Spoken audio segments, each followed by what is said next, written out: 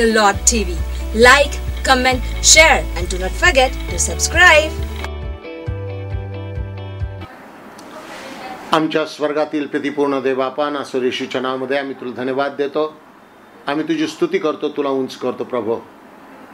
पुनरुत्थित प्रभू येशू ख्रिस्ताचा जो आनंद आमच्या जीवनामध्ये तू दिलास, आजच्या या प्रभुवारी आम्ही तुझी स्तुती भक्ती करत असताना आम्ही देवापा तुला उंच करतो. कारण देवापा तू आम्हाला आमच्यावरती प्रीती केलीस. आपला एकुलता एक पुत्र प्रभू येशू ख्रिस्त आमच्यासाठी दिला गेला. त्याच्या या मरणाच्या द्वारे पुन्हा उठण्याच्या द्वारे आम्हाला जी शांती प्रस्थापित केलीस, आमच्या जीवनामध्ये उद्धाराचा आनंद दिलास, याबद्दल आम्ही तुझे आभार मानतो. देवापा यावेळेला आम्ही तुझ्या वचनामधून मनन चिंतन करत असताना आमच्याशी तू बोल.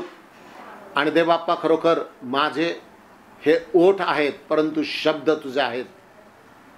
माझे विचार नव्हे परंतु देवाप्पा तुझे विचार पवित्र आत्म्याच्या द्वारे प्रगट करणारा तू देवच आहेस. आणि म्हणून देवाप्पा येथे उपस्थित असलेल्या सर्व ऐकणाऱ्या प्रियजनांना तू सहाय्य कर. आणि देवाप्पा केवळ तुझ्या आणि तुझ्याच नावाचं गौरव होऊ दे. तुला मान सन्मान गौरव देतो प्रभू. यावेळेला जे वचन ऐकू ते आम्हा प्रत्येकांच्या जीवनामध्ये आशीर्वादित होऊ दे. आणि आशीर्वादाचं कारण म्हणजे पुनरुत्थानाचा दिवस. धन्यवाद देतो, स्तुती करतो. मान महिमा तुला सादर करत असताना येशू आमचा तारणारा की जो आमच्यासाठी पुनरुत्थित झाला, त्या येशूच्या नावाने मागतो, म्हणून तो ऐक दे बापा. आमेन. लॉर्ड, देवापाची स्तुती असो की आज विशेष रीतीनं देवापानं मला म्हणजे पास्टर प्रकाश दळवी यांना पुनरुत्थान या विषयावरती बोलण्याकरता संधी उपलब्ध करून दिलेली आहे. आणि म्हणून मी लॉर्ड्स TV चॅनल यांच्या माध्यमातून हा संदेश प्रसारित करत असताना सर्वप्रथम मी त्यांचे आभार मानतो की त्याने ही संधी मला उपलब्ध करून दिली. खरोखर प्रभू चांगला आहे. आणि आज या पुनरुत्थित प्रभू येशू ख्रिस्ताचा संदेश सांगत असताना मला आनंद आहे. कारण आजचा दिवस संबंध जगतासाठी हा विजयाचा दिवस आहे. आजच्या या दिवसाच्या माध्यमातून म्हणजे पुनरुत्थानाच्या द्वारे आम्हा प्रत्येकांना एक ख्रिस्ती विश्वासणारे म्हणून हा संबोधण्याकरता किंवा म्हणण्याकरता प्रसंग मिळालेलाच आहे. कारण प्रभू जर पुन्हा उठला नसता तर आमचा विश्वास हा व्यर्थ झाला असता. आणि म्हणून आपण आजच्या या पुनरुत्थानाच्या दिवशी आपण हा संदेश ऐकणार असे आहोत. आपण या ठिकाणं या संदेशामधून बघत असताना आम्हाला विशेष रीतीनं देवापानं ही जी संधी दिलेली आहे आणि त्याबद्दलचा वृत्तांत अनेक शुभवर्तमानामधून म्हणजे 4ही शुभवर्तमानामधून केलेलं आहे. शुभवर्तमान एकच परंतु लेखक 4, परंतु त्यामधून उल्लेख केलेला असताना आपण लुकाचं शुभवर्तमान याचा 24वा अध्याय आणि 1 ते 12 ही वचनं आपण ऐकूया. लूक 24 1 ते 12. प्रभू येशूचे पुनरुत्थान. मग आठवड्याच्या पहिल्या दिवशी मोठ्या पहाटेस आपण तयार केलेली सुगंधी द्रव्य घेऊन त्या कबरेजवळ आल्या. तो कबरेवरून धोंड लोटलेली आहे असे त्यांना आढळले. त्या आत गेल्यावर त्यांना प्रभू येशूचे शरीर सापडले नाही. मग असे झाले की त्याविषयी त्यांना भ्रांत पडली. तो पहा, लखलखीत वस्त्रे परिधान केलेले 2 पुरुष त्यांच्याजवळ उभे राहिले. तेव्हा भयभीत होऊन त्यांनी आपली तोंडे जमिनीकडे केली असता ते त्यांना म्हणाले, तुम्ही जिवंतांचा शोध मेलेल्यांमध्ये का करिता? तो तेथे नाही तर उठला आहे. तो गालिलात होता, तेव्हाच त्याने तुम्हास काय सांगितले ह्याची आठवण करा.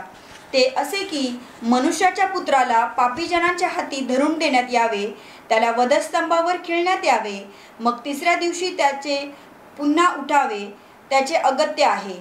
तेव्हा त्यांना त्याच्या बोलण्याची आठवण झाली. आणि कबरेपासून परत येऊन त्यांनी 11 प्रेषितांना व बाकीच्या सर्वांना हे सगळे वर्तमान सांगितले. त्या मगदालिया मरिया, योहाना व याकोबाची आई मरिया ह्या होत्या.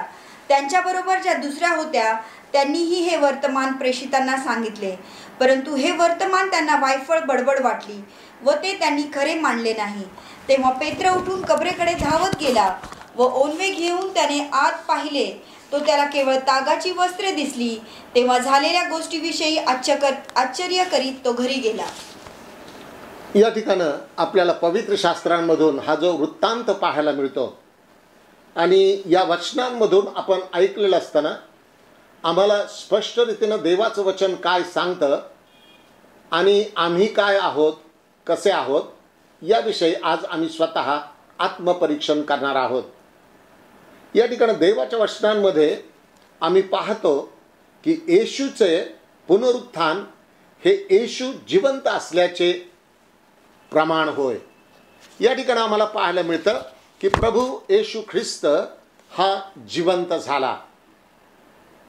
आम्ही अनेक वेळेला आमचा विश्वास काय म्हटलं तर आम्हाला ठाऊक नाही, आम्हाला समजत नाही. कधीकधी आम्ही विश्वास काय विचारलं, तुमचा विश्वास काय असा जर प्रश्न केला तर कधीकधी आम्ही सांगतो की येशू आजार बरे करणार आहे.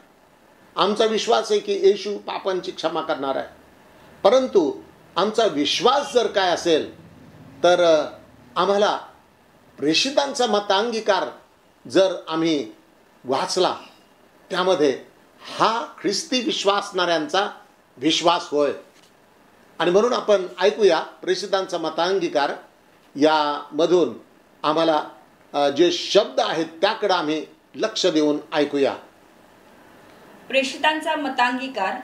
सर्वसमर्थ देव जो पिता, आकाश व पृथ्वी यांचा उत्पन्न करता, त्याचवर मी विश्वास ठेवतो आणि त्याचा एकुलता एक पुत्र येशू ख्रिस्त आमचा प्रभू, जो पवित्र आत्म्याच्या योगाने गर्भरूप झाला, कुमारी मरियेच्या उदरी जन्मास आला, पंतय पिलाताच्या वेळी ज्याने दुःख भोगले, ज्याला वधस्तंभावर खिळले, जो मरण पावला व ज्याला पुरले, जो मृत लोकात उतरला, तिसऱ्या दिवशी मेलेल्यातून पुन्हा उठला, स्वर्गास चढला आणि सर्व समर्थ देव जो पिता त्याच्या उजवीकडे बसला आहे, तेथून जिवंतांचा व मेलेल्यांचा न्याय करायला तो येणार आहे.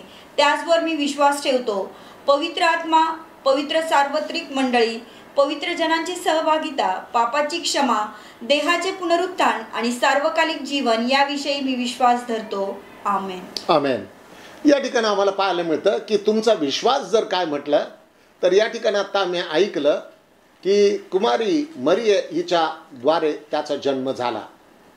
पवित्र आत्म्यानं तो गर्भरूप राहिली आणि त्याचा जन्म झाला. त्याच्या मरणाविषयी, त्याच्या दुःख सहनाविषयी आणि त्याच्या उठण्याविषयी आम्ही या ठिकाणी विश्वास धरतो असं आम्ही कबूल केलेलंच आहे. आणि म्हणून तुमचा विश्वास काय जर असेल तर त्याचं जन्मनं, त्याचं दुःख सहन आणि त्याचं क्रुसावरती दिलं जाणं आणि तो पुन्हा तो कबरेमध्ये ठेवणं आणि त्यामधून तो पुन्हा उठणं, हा आमचा विश्वास आहे. आणि म्हणून येशूचं पुनरुत्थान हे येशू जिवंत असल्याचं प्रमाण होय. सर्वच धर्म दावा करतात. आज आमचा विश्वास काय आहे, आमचा दावा काय आहे? प्रत्येक जण म्हणतं की आमचाच देव श्रेष्ठ आहे. परंतु ख्रिस्ती विश्वासणाऱ्यांच्या बाबतीमध्ये जर पाहिलं तर अनेक लोक काय उत्तर देतात? तो आजार बरे करणारा आहे, तो दुःख हरण करणारा आहे, नवजीवन देणारा आहे, आम्हाला त्याची समृद्धता तो देतो. आणि फक्त हेच पुरं नाही तर त्याचा जो विश्वास आहे आणि त्या विश्वासामध्ये आम्हाला पाहायला मिळतं की प्रभू येशू ख्रिस्ताचं पुनरुत्थान ही एकमेव घटना आहे की ज्या अखिल जगतामध्ये हे एक अनन्य, वेगळं, अलौकिक हे जीवन आहे, हा दिवस आहे. आणि म्हणून ख्रिस्ती पुनरुत्थान, प्रभू येशू ख्रिस्ताचं पुनरुत्थान हा आमच्यासाठी एक फक्त विश्वासच नव्हे परंतु 2000 वर्षापूर्वी घडलेली ही प्रात्यक्षिक घटना आहे. येशू मृतांमधून पुन्हा उठणार हे अनेक ठिकाणं, अनेक भाकितं केली, पवित्र शास्त्रात सांगितली. परंतु आज जर आम्ही पाहिलं तर तो एकमेव देव आहे की त्याच्या बाबतीमध्ये आम्हाला हे आजचा दिवस संबोधित करतो. या ठिकाणी आम्ही पाहतो की येशू मेला, त्यास कबरेत ठेवलं आणि तेव्हा त्याने काय केलं हे या ठिकाणी आपल्याला पाहायला मिळतं. परंतु या ठिकाणी प्रामुख्यानं मला तुम्हाला सांगू द्या, 3 गोष्टी ह्या रिकाम्या आहेत आणि त्या जगाला साक्ष देतात. नंबर 1, रिकामी कबर, रिकामा वधस्तंभ आणि रिकामी वस्त्र. या ठिकाणी आम्ही पाहतो, आम्हाला सर्वांना ठाऊक आहे, कबरेमध्ये त्याला ठेवलं, देवानं त्याला मेलेल्यातून पुन्हा जिवंत केलं. काही ठळक गोष्टींवरती आम्ही आज लक्ष आमचं केंद्रित करणार आहोत. या ठिकाणी आम्हाला पाहायला मिळतं एक 7 गोष्टी आहेत की त्या 7 गोष्टी आज जगाला ग्वाही देतात. ह्या 3 तर गोष्टी आम्ही पाहिल्या, परंतु आणखी जर आम्ही पाहिलं या पुनरुत्थानाच्या बाबतीमध्ये तर त्या ठिकाणी आम्हाला पाहायला मिळतं की जगाच्या इतिहासात प्रचंड धोंड ही कोणत्याच कबरेवरती ठेवले नाही, परंतु एकमेव प्रभू येशू ख्रिस्त रोमी शिपायांच्या आज्ञेप्रमाणे त्या ठिकाणी ही कबर धोंड मोठी ठेवली आणि ती सीलबंद केली. नंबर 1.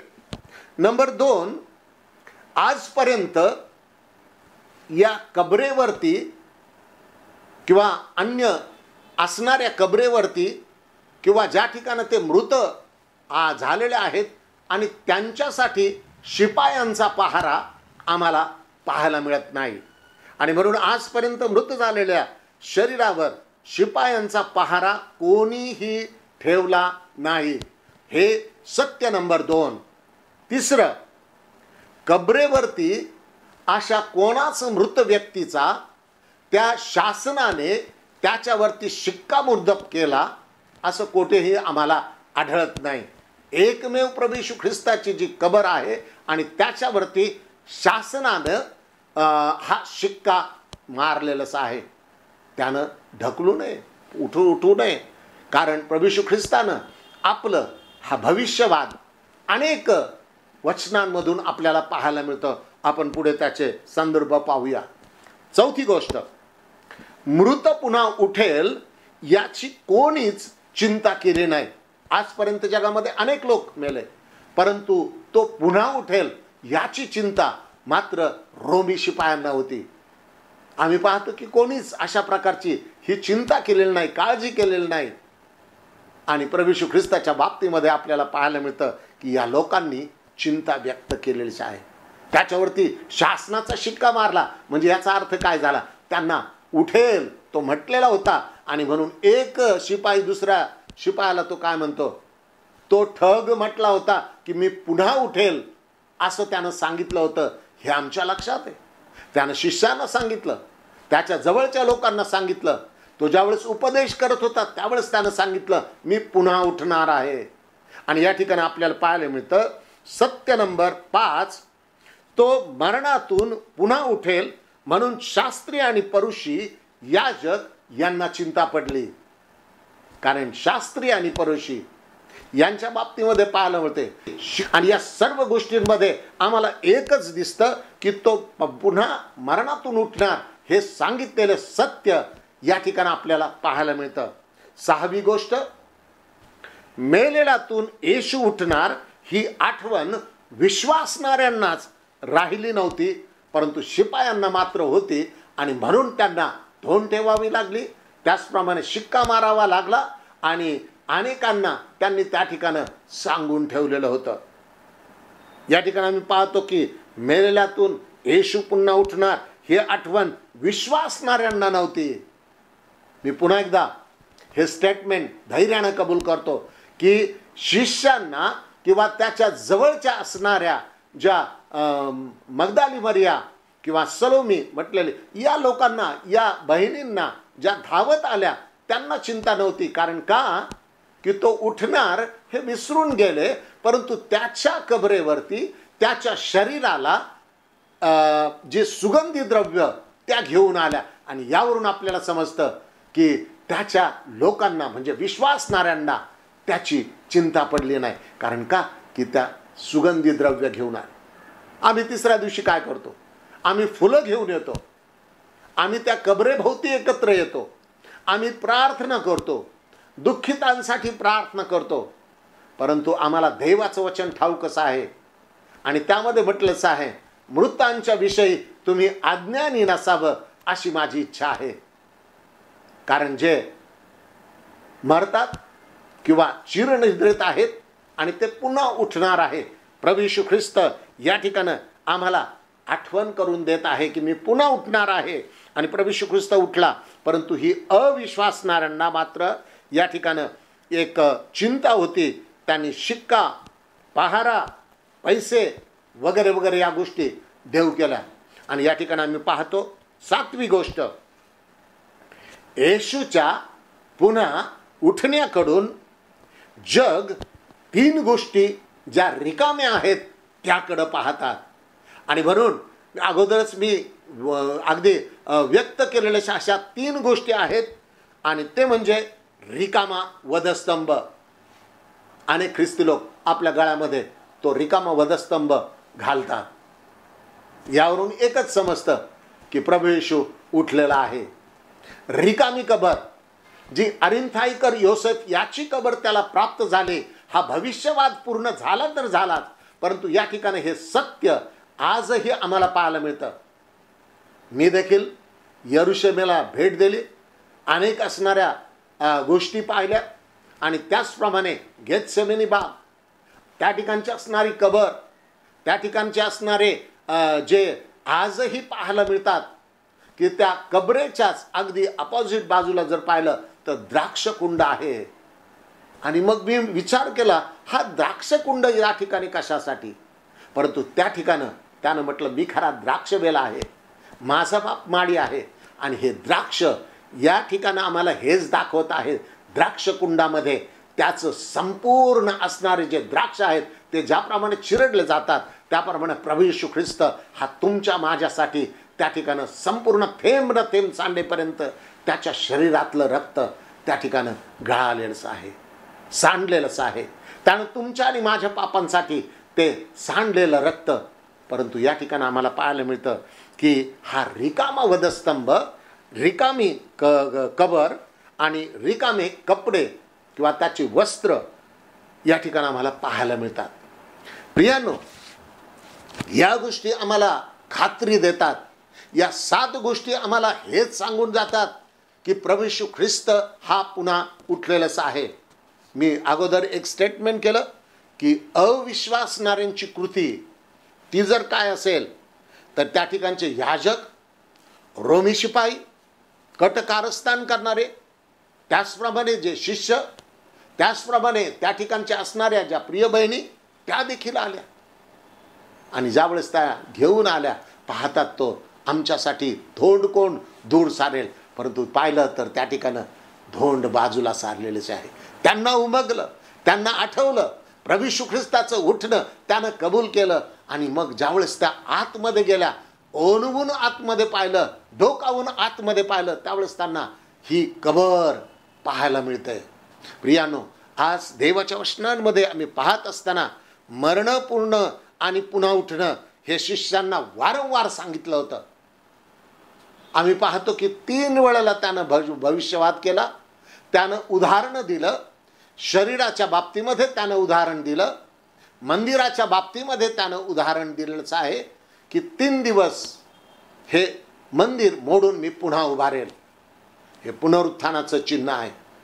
योना ज्याप्रमाणे 3 दिवस आणि 3 रात्र माशाच्या पोटात होता, तसं मनुष्याच्या पुत्राला हेही एक उदाहरण आहे. त्याने आपल्या शिष्यांना वारंवार ह्या गोष्टींची कल्पना देत असताना मार्काचं शुभवर्तमान 8वा अध्याय आणि 31व्या वचनामध्ये, त्याचप्रमाणे 9वा अध्याय 31व्या वचनामध्ये, 10वा अध्याय आणि वचन 34 या वचनामध्ये आपल्याला पाहायला मिळतं. त्याचं मरण, पूर्ण आणि पुन्हा उठणं हे शास्त्रात त्यानं वारंवार वेळेला सांगितलेलं होतं. या ठिकाणी प्रियानो, तुम्हाला आणि मला हे शिष्य विश्वासणारे होते, परंतु ते अविश्वासणारे कसे झाले? पेत्र हा घरीच थांबला. अगदी पहाटेच मात्र त्या ठिकाणी आम्ही पाहतो की त्या मगदाली मरिया आणि त्याचप्रमाणे याकोबाची आई मरिया व सलोमी हे पैसे देऊन त्यांनी काय केलेलंच आहे, सुगंधी द्रव्य विकत घेतलेलंच आहे. अगदी सकाळीच उठल्या, बाजारात गेल्या आणि या वस्तू त्यांनी विकत घेतल्या. कारण तिसऱ्या दिवशी फुले नाही तर प्रेताला मसाला लावण्याकरता त्या ठिकाणी आलेले आहे. शास्त्र आम्हाला सांगतं की प्रेताला मसाला लावण्याकरता त्यांनी सुगंध द्रव्य घेतलेच आहे. ज्या गोष्टी शास्त्रात लिहिलेल्याच आहेत त्या आम्ही करत नाही, परंतु शास्त्रामध्ये जे लिहिलेलं नाही ते मात्र आम्ही करतो. कालच मला एका ठिकाणी प्रसंग मिळाला आणि त्या ठिकाणी 40व्याचा तो प्रसंग, फुलं टाकणं, कबर बांधणं वगैरे वगैरे. परंतु त्याही ठिकाणी देवाची वचनाची घोषणा करत असताना प्रारंभीच मी त्यांना सांगितलं की देवाचं वचन तुम्हाला आणि मला 2 तिमोथी 2 अध्याय आणि वचन 15 मध्ये आपल्याला पाहायला मिळतं. तू सत्याचे वचन नीट सांगणारा, लाज वाटण्यास कसलेही कारण नसलेला, आणि त्याचप्रमाणे हे वचन तुला सांगण्याकरता धैर्य मिळावं आणि म्हणून ते आहे जसंच्या तसंच ते तू सांगावं, यासाठी की देवाचं गौरव त्यामधून होईल. आणि म्हणून ह्या गोष्टी सांगितल्या. देवाचं वचन त्या ठिकाणी म्हटलेलंच आहे की तू सत्याचं वचन नीट सांगणारा, लाज वाटल्यास कसलंही कारण नसलेला आणि देवाच्या वसंतीस उतरलेला असं स्वतः काम करी म्हणून तू स्वतःला सादर कर. प्रियांनो, हा 40वा हे मृताचं जे फुलं टाकणं किंवा ह्या ज्या गोष्टी आहेत या ठिकाणी आम्ही ह्या गोष्टी पाहतो, परंतु ते तसं नाही. हे आज सांगण्याची गरज अशी आहे. स्त्रियांना, बहिणींना एक अविश्वासणारे म्हणून, विश्वासणारे म्हणून त्या अविश्वासणाऱ्या कशा झाल्या तर त्यांचा प्रश्न होता, आमच्यासाठी ही धोंड कोण दूर सारेल. कारण आजही त्यांचा विश्वास होता की तो पुन्हा उठेल असं नाही, परंतु अजूनही तो कबरेतच आहे. तिसऱ्या मुद्द्याकडे आपण वळू. आमच्यासाठी धोंड कोण दूर सारेल. मार्क वर्तमान 16वा अध्याय आणि वचन 3. तेव्हा त्या एकमेकींना म्हणत होत्या, आपल्याकरता कबरेच्या तोंडावरून धोंड कोण लोटील. प्रियानो, आजही तोच प्रश्न आम्हाला पाहत आहे. आम्हाला असेच काही प्रश्न आहेत, ते सतावत आहेत की आम्हाला कोण या प्रश्नातून दूर सारेल. आजाराची समस्या, लग्नाची समस्या, कलह, प्रश्न, निरनिराळ्या प्रकारचे कामातले प्रश्न असतात, शेतातील समस्या असते, घराची समस्या असते, गाडीची समस्या असते, आणि यातून आम्हाला कोण बाहेर काढेल. आजचा जर आमचा विश्वास हा अविश्वासाचं कारण बसला तर हा एक मोठा प्रश्न आहे. आणि म्हणून मार्क 16 आणि 6 मध्ये म्हटल्याप्रमाणे की दूताने मरिया, तसेच मरिया मगदालिया आणि सलोमे यांना सांगितले की तो उठला आहे. त्यांनी विश्वास ठेवला नाही व अंत्यकरणाचा कठीणपणा याविषयी त्यानं काय केला, दोष दिलेलाच आहे. प्रियानो, या सगळ्यात जर गोष्टी जर बघितल्या तर पुनरुत्थान यामुळे विश्वासणाऱ्यांना काही आशीर्वाद दिलेले आहेत. नंबर 1 करिंथ 15 आणि 43व्या वचनामध्ये जर आम्ही पाहिलं तर हा एक आशीर्वाद आहे. बी रुजते, कुजते व नवीन शरण धारण करते, तसे विश्वासाने गौरवामध्ये ते उठविले जाते. आपण ऐकूया 1 करिंथ 15 आणि 43. जे अपमानात पेरले जाते ते गौरवात उठवले जाते. जे अपमानात पेरले जाते ते गौरवात उठविले जाते. जे अशक्तपणात पेरले जाते ते सामर्थ्यात उठवले जाते. हा प्रियानो तुमच्या आणि माझ्यासाठी आशीर्वाद आहे. आशीर्वाद नंबर 2, न्यायाच्या दिवशी उघडपणे विश्वासणारे यांना स्वीकारले जाईल किंवा त्यांना निर्दोष मुक्त केले जाईल. मत्तयाचं शुभवर्तमान 10वा अध्याय आणि वचन 32 मध्ये हा दुसरा आशीर्वाद आम्हाला पाहायला मिळतो. जो कोणी माणसांसमोर मला पत्करील त्याला मीही आपल्या स्वर्गातील पित्यासमोर पत्करीन. आज या ठिकाणी हा एक मोठा आशीर्वाद आहे. कारण जो या पृथ्वी भूतलावरती असताना देवाला तो स्वीकारतो, त्याला नाकारत नाही, त्यांच्यासाठी तो हा एक मोठा आशीर्वाद आहे. तिसरा आशीर्वाद, सर्व काळसाठी अनंत जीवन देण्यासाठी तुम्हाला आणि मला त्यानं पाचारण केलेलंच आहे.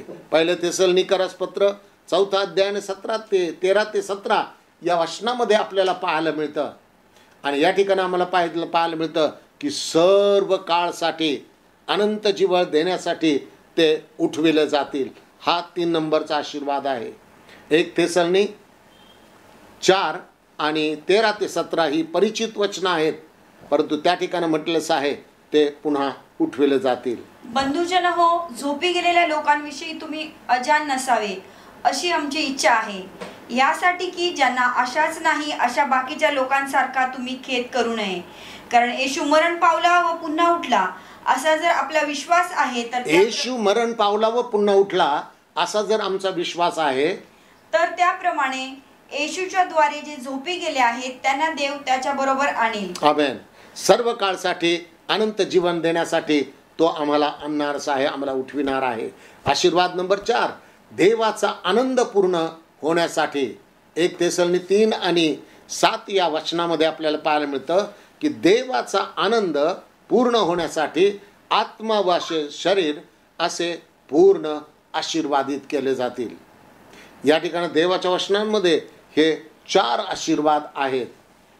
वचन नंबर 7, ह्यामुळे बंधूंनो, आम्हाला आपल्या सर्व अडचणीत व संकटात तुमच्या विश्वासावरून तुमच्याविषयी समाधान मिळाले. या ठिकाणी आम्ही पाहतो की हे 4 आशीर्वाद आहेत, परंतु त्या काळामध्ये काही चुकीचं शिक्षण देखील फोफावलेलं होतं.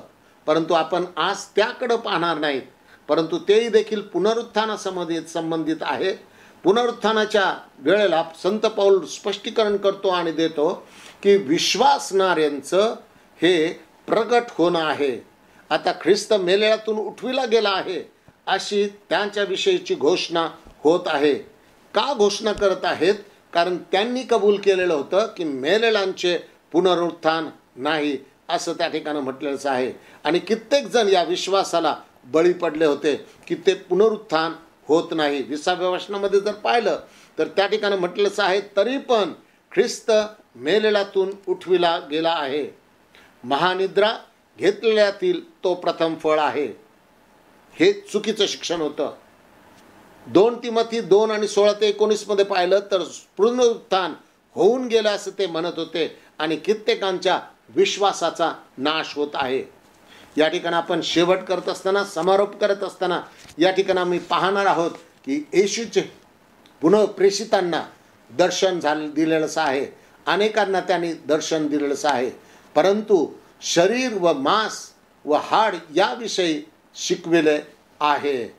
39व्या वचनामध्ये जर आम्ही पाहिलं, लुकाचं शुभवर्तमान याचा 24वा अध्याय आणि वचन 39, माझे हात व माझे पाय पहा, मी तोच आहे, मला चाचपून पहा, जसे मला हाडमास असलेले पाहता तसे भूताला नसते. या ठिकाणी आम्ही पाहतो की भूताला हाड आणि मांस नसतं. ती एक अशुद्ध शक्ती आहे. ते एक अशुद्ध मनुष्य, अशुद्ध आत्मा म्हणून ओळखला जातो. आणि या ठिकाणी प्रभू येशू ख्रिस्त आपल्या शिष्यानं तो म्हणतो, भूताला हाड आणि मांस नसतं, मला चाचपून पहा. थोमानं त्याच्या हातामध्ये त्यानं हात घातलेलाच आहे. पुनरुत्थानानंतर येशूला त्याच्या शरीरात रक्त होते का हा प्रश्न आज आम्ही तपासून पाहायचा असेल. नसर तर कारण काय? उत्तर नाही. कारण प्रभू येशू ख्रिस्ताने वधस्तंभावरील त्याच्या शरीरामधील थेंब ना थेंब त्या ठिकाणी त्यानं काय केलेलंच आहे? सांडलेलंच आहे.